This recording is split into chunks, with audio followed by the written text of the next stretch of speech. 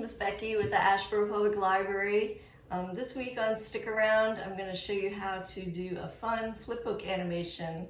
The weather lately has not lent itself to playing with the ball outside, so I'm going to show you how to play with the ball inside safely by creating a bouncing ball animation. So all you'll need for this project is a Post-it note pad or a notebook paper pad.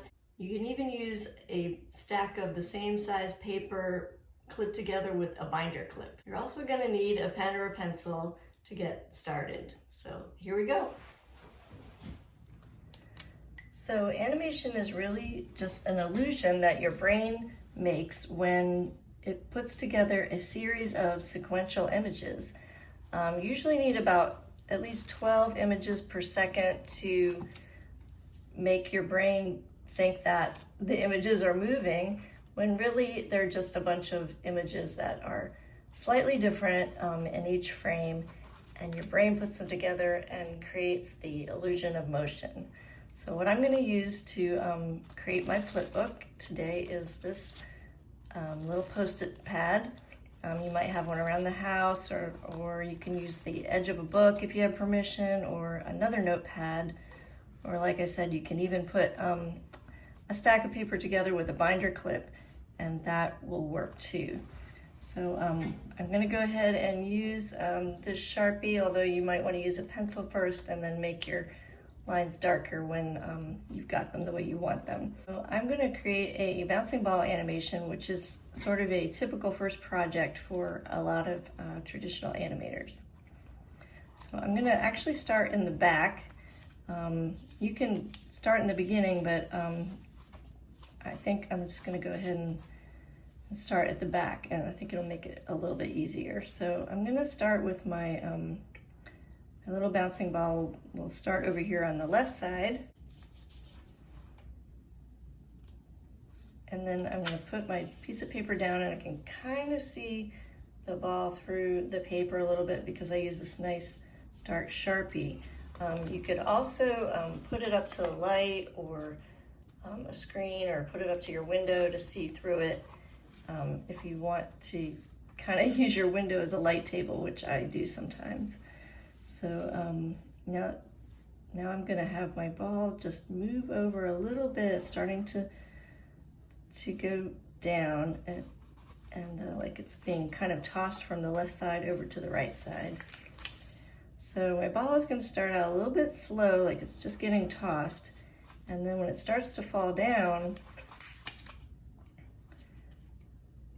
I'm going to draw it a little bit further apart as it picks up speed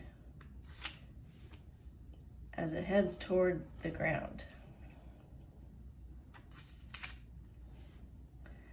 So because of gravity, when we first throw a ball, it will kind of maybe start off slow, especially if we just toss it.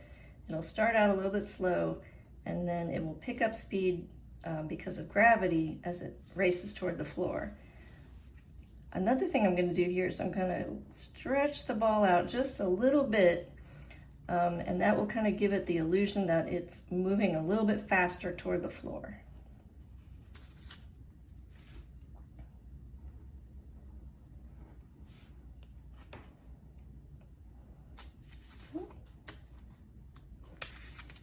So when it hits the floor, I'm going to actually kind of flatten the ball out a little bit.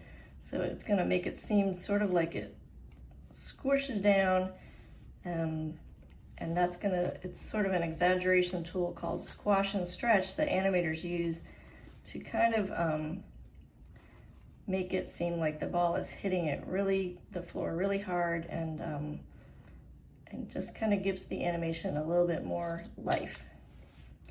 And after it squishes down, I'm just going to have it kind of bounce back up.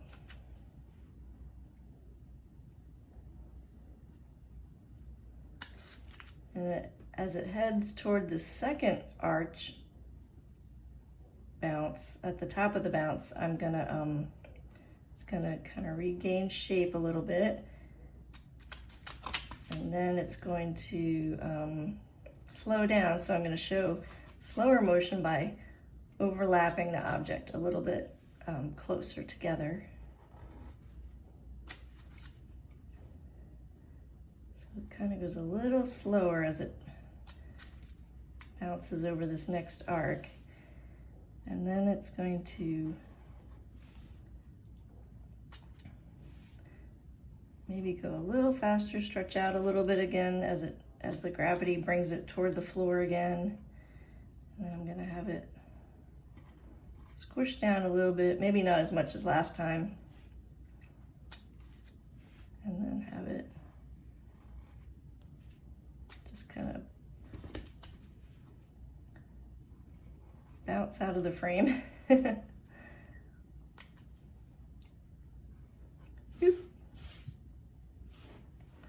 Okay, now I'm going to see what my animation looks like.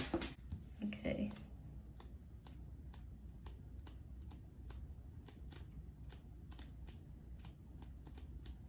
Okay, maybe I'll try to do that again a little bit quicker. Wink.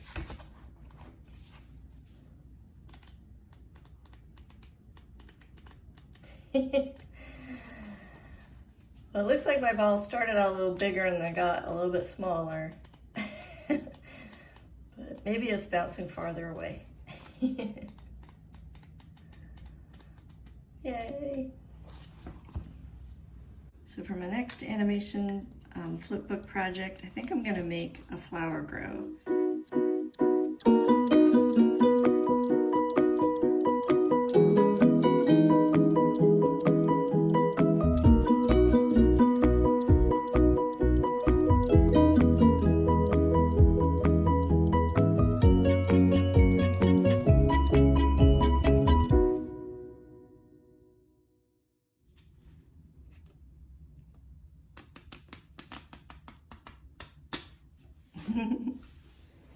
For more animation ideas, you can check out the new book that we have at the library called Animation Lab for Kids.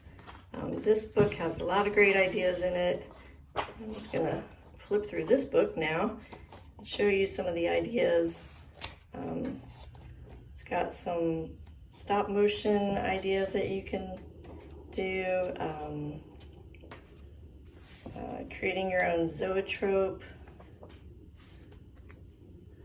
Of course, making a flip book like we just did. Creating cartoons, doing some claymation, so even doing some stop motion with toys. So there's a lot of fun ideas in this book, and I hope you'll check it out from the library. I hope you had fun making an animation flip book.